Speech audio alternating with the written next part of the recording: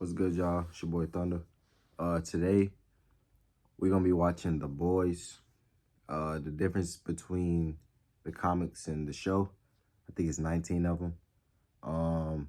If y'all don't know what The Boys is, it's a popular show on Amazon Prime. It's about superheroes, and their celebrities they're celebrities of the world, and they act like they're protecting people for the better cause or whatever, but in reality all of them are trash. They don't care about nobody but themselves. They're actually doing more bad than they're doing good anyway. And celebrities have their little scandals or whatever, so it kind of goes into that too. But it's a good show. If you don't, it's on Amazon Prime if you didn't know. So yeah, you should go check that out, bro. It's a good show, bro. It's a good show if you're 18 and older, because it's pretty crazy. Yeah. But without further ado, this is a video by CBR. The link will be in the description, and let's get into it. The Boys is Amazon Prime's brutal satire of superhero franchises, but how much of Garth Ennis' original made it to the screen? Garth Ennis has built a reputation for dark satirical comics, first with his unflinching Preacher series, and then with his savage takedown of comic book superheroes in The Boys. That comic has become a popular series on Amazon Prime, which, like Ennis, hasn't been shy about its take on the modern superhero franchise. But what has changed from the comic to the show? In the old rules of the internet, Rule 63 states that there will be a gender-swapped version of any character somewhere on the internet. You don't have to look that hard when it comes to the corporate baddie in The Boys. In the show, Madeline Stillwell is the senior VP of hero management and the one with big plans for the Vought-sponsored superheroes, including a multi-million-dollar military contract. She's close enough to Homelander that Butcher thinks kidnapping her might give the boys some leverage. Turns out, not so much. In the comics, Stillwell is the cold and emotionless James Stillwell. Like Madeline, James is the only one who can stand up to Homelander despite having no powers. Also like Madeline, he's the brains behind most of the shady things the Seven do in the name of self-promotion. So stoic is James Stillwell that when he doesn't seem to care when Homelander tries to kill him, his lack of a reaction stops Homelander from finishing the deed. Oh, so Madeline was a dude in the comics. So they gender swapped it. Okay. Homelander, of course, is the center of the Seven, the team of superheroes that the boys have dedicated themselves. I'm in the pause again, but sorry. The dude who plays Homelander does a phenomenal job, bro. Like, he literally got into character, bro. Like, he's like the MVP of the show. Every time you see him on the screen, bro, it's just fantastic because he really plays into, like, you never know what he's gonna do. Like, he's crazy, bro. He's crazy. But he plays his character so well. To putting a check on. He's a not-so-subtle amalgamation of Superman and Captain America, a superhero that on the outside is a beacon of good, but in reality is a self-absorbed man-child who can do anything he wants with hardly anyone being able to do anything about it. That's true of both the comic book version of Homelander and the television show Homelander, but the difference lies in the degrees. Primarily, it's in how Homelander's immaturity plays out. In the comics, he's an unhindered murder machine with no real connection to anyone. In the show, he's got a disturbingly Oedipal relationship with Vought and its representative Stillwell. Both manifest in a hyper-powered man-child who acts on his basest impulses. Ennis' The Boys turns a superhero trope around. Traditionally, a superhero gets into the superhero biz after two things happen. They get powers, and they suffer a tragic loss. Villains become villains because they encounter the power to indulge their worst impulses. In The Boys, the heroes are manufactured, and the boys are motivated by tragic losses, usually at the hand of Supes. For the leader of the boys, that loss was Butcher's wife Becca at the hands of Homelander. The attack that is too brutal to describe here results in the death of Butcher's wife Becca. In the comics, Becca has stayed as dead as Uncle Ben, but in the show she's adhered to the rule that no one stays dead in comics except Uncle Ben. By the second season, Butcher finds out that not only— It's kind of sad. He didn't have to bring the Uncle Ben thing up. It's kind of sad. R.I.P. Uncle Ben, man. Becca alive, but she's been secretly raising the son she had with Homelander. Unfortunately, Homelander finds out as well. The world of the boys in the comics is full of superheroes, taking its shot at teams like the Avengers and Justice League, as well as teams like the X-Men. While the series hints at a larger world of superheroes, its primary focus is on the Seven and the boys who want to take them down. Even so, the show has added a few heroes to build out the roster of their adaptation. One of the new characters is Translucent, the hero with the ability to bend light around himself and become invisible, as well as being bulletproof. The closest analog to his character in the comics is the Martian Manhunter parody Jack from Jupiter. Like Translucent, Jack doesn't really have the respect of either the boys or the Seven, and like Translucent, Jack from Jupiter meets his end at the hands of the boys, though for very different reasons. Ezekiel, the Capes for Christ leader in the show, has the worst superpower in superpowerdom: stretchy powers. The Capes for Christ leader in the comics is O-Father, with a much darker secret, and no stretchy powers. Haley Joel Osment's Mesmer is also a creation for the show, providing the boys background on the female before ultimately betraying them. Aw, you can't trust that baby face, then who can you trust? One of the big turning points for the story of the boys in both the comics and the TV show is a failed attempt to save an airliner from hijackers. This is in the crazy. show, Homelander and Queen Maeve are dispatched to save the airliner as part of Stillwell's plan to gain a lucrative military contract for Supes. When it all goes bad, Homelander has to convince Queen Maeve to leave the plane to crash with all of the passengers still on board. In the comics, Homelander and Maeve are sent to rescue a hijacked plane from real-world events. Rather than averting the disaster, it also goes wrong, crashing the plane into the Brooklyn Bridge instead. Both events have similar effects on the arc of the story, however. That man's One of crazy. the biggest driving factors of Marvel Comics, and especially the MCU, is the search for the elusive super soldier serum. Even with the help of inventor Abraham Erskine, the serum didn't really take, with Steve Rogers being the only one who successfully used it. Your boy After Bulky. that, they got results like the Hulk and Luke Cage. Though bulletproof and crazy strong seems like a good result, it's just that they should have asked first. The world of the boys is also driven by a super soldier serum, this time Compound V. Compound V is the magic elixir that brings superpowers into the world. For the TV series, it's the only source of powers. That, or being the child of someone who's been treated with Compound V. It can also be used to juice powers, an addiction that causes A-Train some trouble. In the comics, the massive expense of Compound V keeps its use small, but if it's cut with other drugs, it can give people powers temporarily, but a bit unpredictably. Butcher uses a cut version of Compound V to be able to stand up to the Seven. Right.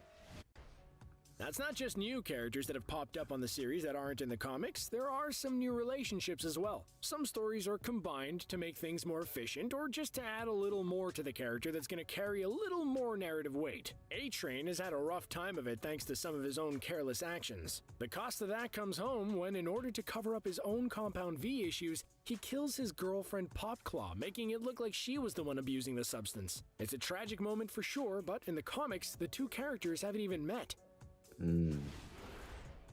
A-Train wasn't the only one who's paying the price of his own misbehavior on the show. The Deep has fallen on some well-deserved hard times as well.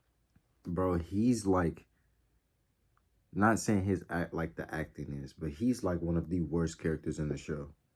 Like, he's just a suck up, and he really just like, when I tell you, like, celebrities who care about their fame and like being at the top, he's one of them.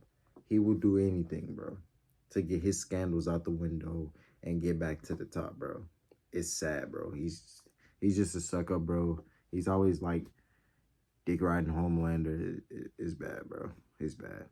But the actor plays a good job portraying him though. But his character is shit.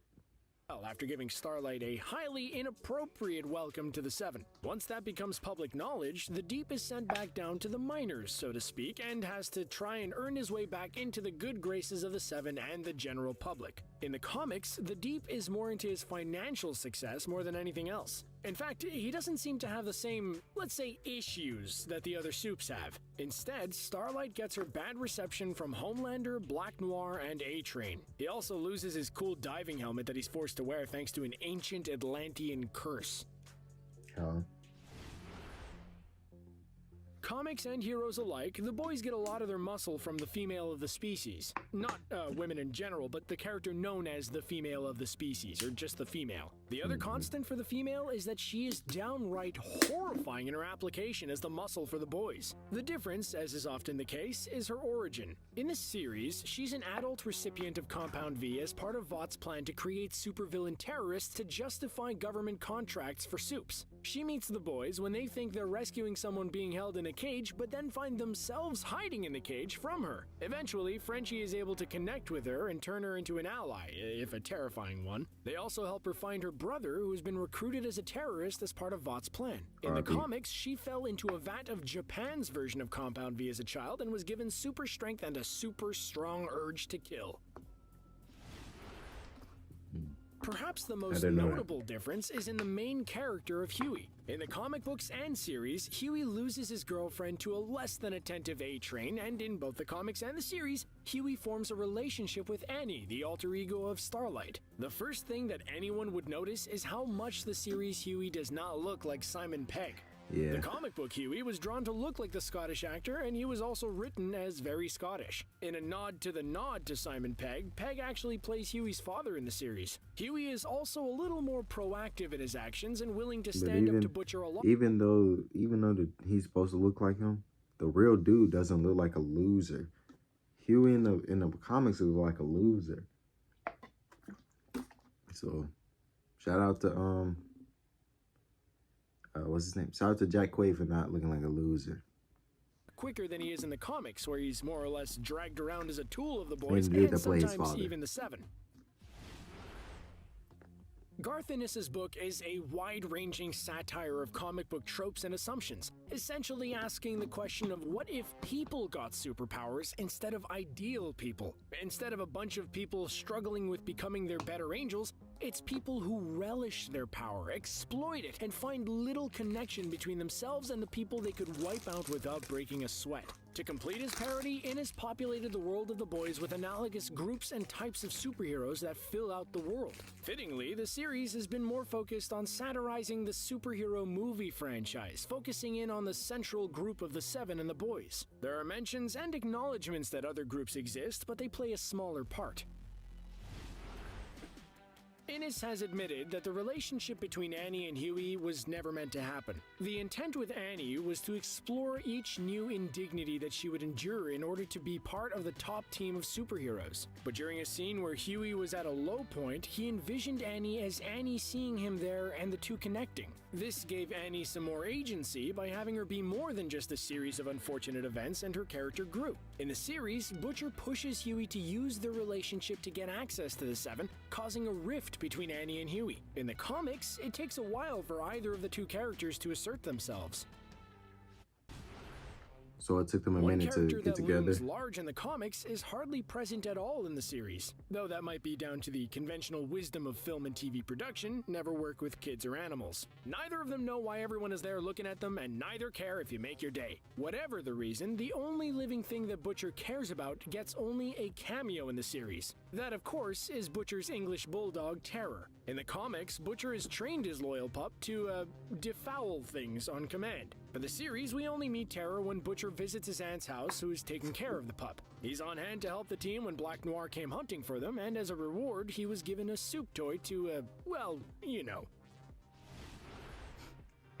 Mother's Milk is another one who's gone through some pretty big changes in the transition from page to screen. In the comics and the series, Mother's Milk is one of the oldest members of the boys and Butcher's oldest friend. The major difference lies in Mother's Milk's beef with Vought International. We know in the series that his father was involved in a lawsuit with a megacorporation and eventually worked himself to an early grave pursuing it. As a result, he views revenge to be a disease, but not one he's entirely cured of. In the comics, we have a better idea what his family's beef with Vought is. Both he and his brother have Compound V-induced powers. Mother's Milk has some pretty straightforward powers like super strength. His developmentally disabled brother also had powers that allowed him to increase in size, but he did it while wearing a helmet and, well, it didn't end well. Also, in the comics, the name comes from what he needed to survive. We'll, let you work out what that means.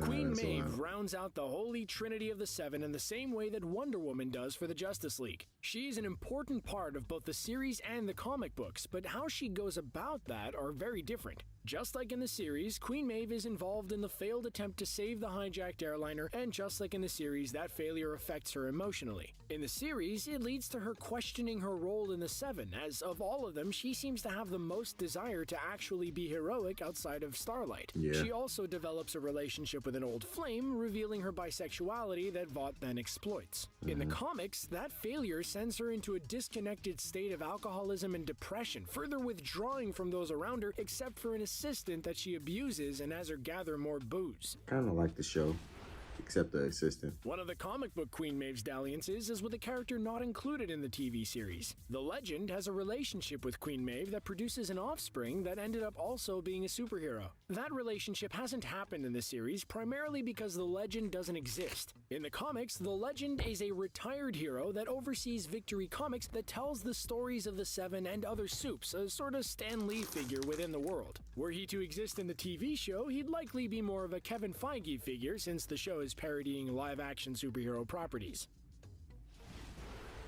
Some changes are made to tell a broader story, or to give a character some dimension that they otherwise wouldn't have in the other medium. Some changes just reflect availability, and then other changes happen because staying the same would be crazy expensive. This is definitely the case with the differences between where the Seven call home in the series versus the comics. In the show, they gather in a very Avengers Tower-style building. That's not a free option, but buildings do currently exist. Alternatively, in the comics, the heroes gather in a floating sky base resembling the helicarriers of S.H.I.E.L.D. fame. Rather than spend the money on that big effect every episode, a nice building I feel like that's stood better out. because it Sometimes portrays you the just have to celebrity. go with what you can You know what I mean? afford.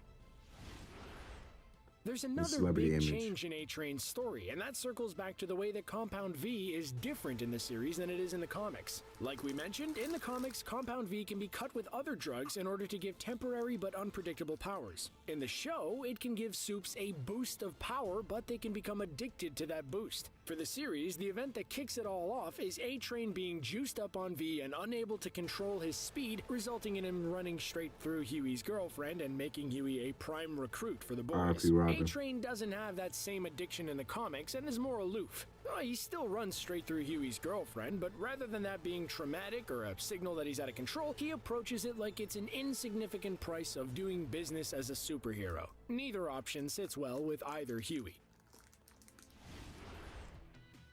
The boys have Huey as their new recruit, the fresh face that helps the audience get introduced to the world of the story. Regardless of the reason, Huey's girlfriend is killed by A-Train, and that results in him getting recruited by the boys. On the other side, our newbie is Annie, aka Starlight. Her departures aren't drastically different in the comic versus the series, except in how much Compound V comes into play for the series. In the comics, she is formerly of a Christian-themed superhero called the Young Americans, while in the series, she's the Defender of Des Moines. Both bring an aw-shucks Midwestern idealism to the role, only to be crushed by the cynicism and casual disregard inherent in superhero life. Both try to live by their ideals with mixed results. In the comics, the crushing weight of it all makes Annie an unwitting accomplice. In the series, she becomes more proactive, helping reveal the Compound V hoax and defending Huey from Stormfront.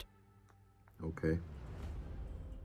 Those are some of the differences that between was the it? comics and the series. So what element from the comics would you like to see on the show? Let us know in the comments, and while you're there, be sure to subscribe to CBR for the latest videos in your inbox. Thanks for watching.